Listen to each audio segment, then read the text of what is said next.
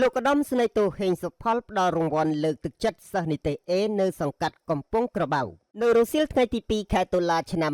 2025លោកឧត្តមស្នេហ៍តូហេងសុផលស្នងការនគរបាលខេត្តបានឆ្លៀតឱកាសជួបសំណេះសំណាលសិស្សដែលទើបប្រឡងជាប់សញ្ញាបត្រមធ្យមសិក្សាទុតិយភូមិឆ្នាំសិក្សា2024-2025គឺប្អូនស្រីហ៊ុយមួយកិច្ចអាយុ17ឆ្នាំរស់នៅភូមិកំពង់ក្របៅសង្កាត់កំពង់ក្របៅក្រុងស្ទឹងសែនខេត្តកំពង់ធំថ្លែងក្នុងឱកាសនោះលោកឧត្តមស្នេហ៍តូហេងសុផលស្នងការនគរបាលខេត្តបានចូលរួមអបអរសាទរនិងកោតសរសើរចំពោះប្អូនស្រីហ៊ុយមួយកិច្ចដែលបានខិតខំប្រឹងប្រែងប្រកបដោយស្មារតីអំណត់អត់ធ្មត់តស៊ូព្យាយាមជំនះឧបសគ្គក្នុងការសិក្សានាពេលកន្លងមករហូតទទួលបានលទ្ធផលល្អប្រសើរបំផុតគឺនិទេស A ក្នុងការប្រឡងសញ្ញាបត្រមធ្យមសិក្សាទុតិយភូមិឆ្នាំ